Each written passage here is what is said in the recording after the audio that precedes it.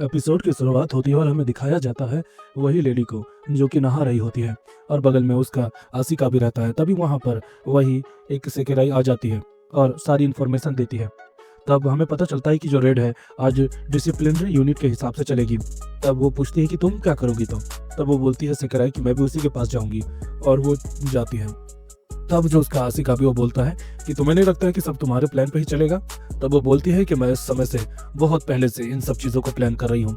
तब वो अपनी बैक स्टोरी दिखाती है कि कैसे वो लोग लड़कर एक सेकेराई को लेके आते हैं और वो जो सेकेराई रहता है उस पे जो मेन कैरेक्टर है यानी मेन विलन जो अभी बता रही है ये कहानी, उसकी एक दोस्त रहती है। वो बोलती है कि मैं इसे अपनी सारी ताकत दे दूंगी और वो अपनी सारी ताकत देती है, जिसके कारण उन दोनों के बीच कोई विवाद होता है। उसके बाद से आज तक हमें कोई वो वैसी लड़की दिखी नहीं। माना तो ये जाता है कि जो मेन विलन है, जो फीमेल है हमें दिखाया गया है, उसी ने उसे अपने हाथों से मारा है। दूसरी तरफ हम देख पाता है कि जो काजे हना है और हारुका है वो दोनों ऊपर में बातें कर रहे होते हैं। तभी काजे हना बोलती है कि तुम्हें क्या लगता है कि आज वो लोग वो पार कर पाएंगे? तब हारुका कहता है कि आज तक मैंने ये कभी देखा नहीं है, हालांकि देखते आगे होता है क्या। और हमें दूसरी तरफ दिखाया जाता है कि जो मिनातो है और बाकी सब है वो उस जगह को क्रॉस करने के लिए जाने वाले होते हैं। तभी वो देखते हैं बहुत सारी मिलिट्री वहाँ पर तैनात रहती है। दूसरी तरफ जो मिनाटो है उसके फ़ोन में मैसेज आता है सीओ का और सीओ बताता है कि हम बहुत जल्दी लाइटनिंग स्टार्ट करने वाले हैं, तुम तुरंत ही अपने सेक्राइज की मदद से वहाँ पर ब्लॉकेज बना लो और आगे निकलो। तभी वहाँ पर जो सीओ है वो अपनी दोनों सेक्राई को ऑर्डर देता है और उनकी जो ट्विन सेक्राई है वो एक लाइटनिंग का अटैक कर देती है। दूसरी तरफ जो कू है वो भी बाकी गार्ड्स को मतलब कि फंसा देती है और वो लोग आगे बढ़ रहे होते हैं। तभी काज़ाहना बोलते हैं कि मुझे तो उम्मीद है कि ये लोग बहुत ज़्यादा आगे चले गए हैं, लेकिन मुझे लगता है थोड़ी रुकावट अभी बाकी है।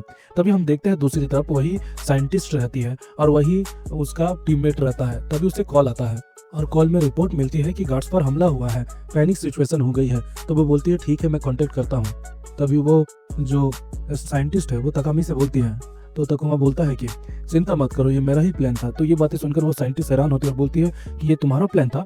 तो बताता है कि तुम्हें पता है ना कि मैं गेम मास्टर हूँ, सब चीज़ें मेरे हिसाब से प्लान चल रही है। नॉर्थ में एक चेक पॉइंट है और ये मैंने ही तैनात किया था उनके लिए ताकि मैं इस शो को आराम से एंजॉय कर सकूँ। ये मैं शुरू से ही चाह रहा था और ऐसा वो कहता है, जिससे हमें पता चलता है दोस्तों कि ये चीज़ें वो बहुत समय से प्लान कर रहा होता है। मासू बताती है कि मैंने सारी चीज़ों को चेक कर लिया है, कुछ मिलिट्री की आर्मी अपने बैकअप को लेकर आ रहे हैं। और दूसरी तरफ जो मेन गेम मास्टर है वो इस सब चीज़ देखकर काफ़ी एक्साइट हो रहा होता है। तभी हम देख पाते हैं कि जो मासू है वो बताती है कि तुम्हें यहाँ से जल्दी निकलना पड़ेगा। दूसरी तरफ सीओ अपने सेक्राइज को लेकर लाइटनिंग का हमला कर रहा होता है। तब जो मिनातो है वो बोलता है कि मैं कू को छोड़कर नहीं जा सकता हूँ। तब मासू बोलती है कि हमें चलना ही पड़ेगा, कू आ जाएगी, उसकी चिंता मत करो, सब मुझ पे छोड़ दो। और जो मुसीबी रहती है वो मिनातो का हौसला बढ़ाती है और उसे जाने के लिए अप्रोच करती है। तभी दोबारा से मासू कॉल करती है और बोलती है प्लान चेंज हो रहा है, तुम आगे बढ़ो, मैं सू को लेकर आ रही हूँ, यानी कुसानो को लेकर। तब जो मासू है वो अपना व्हीकल निकालती है। तभी जो सुकिमी है वो बोलती है कि अरे मासू तुम? तो बोलती है कि मैं अपने प्यार के लिए जान भी देने को तैयार हूँ, वरना वो प्यार कैसा। और बाइक से वो निकल जाती है। दूसरी तरफ जो मकान मालकिन है वो भी ये देख रही होती है, हालांकि वो ज़्यादा ध्यान नहीं देती है। और उस तरफ हमें दिखाया जाता है कि बहुत सारे जो व्हीकल्स है आर्मी के वो वहाँ पर आने लगते हैं, जिसके कारण जो सीओ है वो भी काफ़ी चौकन्ना रहता है और बोलता है कि हमें कदम फूक फूक के चलना पड़ेगा। तभी सीओ को एक गार्ड देख लेता है और वो उस पर गोली चलाने वाला रहता है। तभी उसकी सेक्राइज उस पर हमला करती है और सीओ को बचा लेती है। दूसरी तरफ जो मुसीबी है वो पूछ रही होती है कि क्या कूचान आ पाएगी हमारे पास? तब वो बोलता है मुझे भी यही लगता है। दूसरी तरफ हमें कूचान को दिखाया जाता है जो कि काफ़ी ज़्यादा डर रही होती है क्योंकि मिलिट्री ने उसे घेर लिया होता है। लेकिन तभी वहाँ पे मास्टर एंट्री मारती है और सबको बचा लेती है, यानी कि कू को बचा लेती है और बोलती है मासू मिनाटो को कॉल करके कि कू मुझे मिल गई है, हम तुम्हारे पास आ रहे हैं, तुम्हें ब्रिज से आगे जाना है, समझ गए ना तुम? तो जो मिनातो रहता है वो खुश हो जाता है और बोलता है हाँ हम समझ गए हैं, हम जाने ही वाले हैं। तभी दूसरी तरफ मासू और कू को दिखाया जाता है जो कि अपनी ताकत की मदद से बहुत सारे सोल्जर्स को नॉकडाउन करती है। ये शोर शराबा और दृश्य देखकर जो मिनातो की बहन है और उसका सेक्राई है वो लोग भी बाहर निकलते हैं और जाने लगते हैं। और उन्हें देखकर जो पीले बाल वाला मिस्टीरियस सा बंदा है वो भी बोलता है कि लगता है परफेक्ट टाइमिंग आ गई है।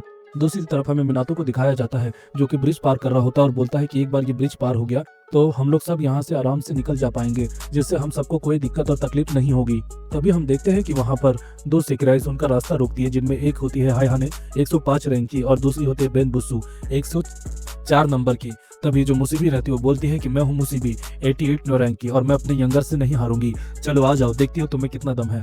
वो दोनों की लड़ाई होती है और हमें इससे पता चलता है कि दोनों की एबिलिटी ही सेम तरह के फिजिकल स्टाइल की है।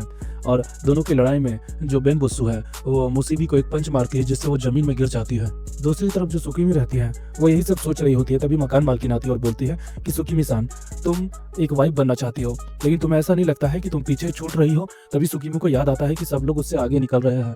तभी ये सब बातें सुनकर वो घबरा जाती है और गलती से नीचे गिर जाती है और मकान मालकिन ये देखकर हैरान रहती है। और हम दूसरी तरफ दिखा पाता है कि जो मुसीबी वो लेटी रहती है और बेन बुस्सू अपने पैर को उसके माथे के ऊपर रखती है और बोलती है कि हाउ बोरिंग, मुझे लगा नहीं था कि ये इतनी ज्यादा कमजोर होगी। लेकिन तभी जो मुसीबी रहती है वो उठती है और उसके पैर को पटक कर उसे बहुत बुरी तरीके से मारती है, जिससे वो भी गुस्सा हो जाती है और वो लोग दोबारा लड़ाई करता है। लेकिन इस बार मुसीबी बराबर की टक्कर दे रही होती है, लेकिन अंत में जाके उसकी जो पावर रहती है यानी बेन बुस्सू की, वो काफी ज्यादा बढ़ जाती है और मुसीबी को फाइनल ब्लो देती है, जिसके कारण मुसीबी नॉकडाउन हो जाती है। और जो दूसरी तरफ मिनाटो है वो भी गिर जाता है उसे बचाने के चक्कर में, और वो दोनों एक दूसरे के पास आने लगते हैं। तभी वो बेन बुस्सू बोलती है कि तुम्हें लगता है कि तुम मुझे हरा पाओगे इतनी आसानी से। दूसरी तरफ सुकीमी बताती है कि मैं हमेशा से ही एक सेकेराई बन के रही, जिसकी जिंदगी में ताकतवर बनना ही सबसे बड़ी बात थी, लेकिन मुझे ऐसा लग रहा है कि कुछ हद तक शायद मैं भी गलत हूँ और मुझे लगता है कि सच्चा प्यार और अच्छे से जिंदगी बिताना ही एक सक्सेसफुल लाइफ की निशानी होती है। और दूसरी तरफ हमें दिखाया जाता है कि जो मुसीबी है उसकी जो लाइफ फोर्स रहती है यानी उसका जो रैंक नंबर रहता है वो हट जाता है, जिसके साथ शायद हम ये देख पाते हैं कि मुसीबी की कहानी खत्म हो जाती है। और इसे देखकर जो मिनातो है वो काफी जोर से रोता है और मुसीबी का नाम लेता है। और दोस्तों इसी के साथ ही एपिसोड खत्म हो जाता है। मिलते हैं आपसे नेक्स्ट एपिसोड में।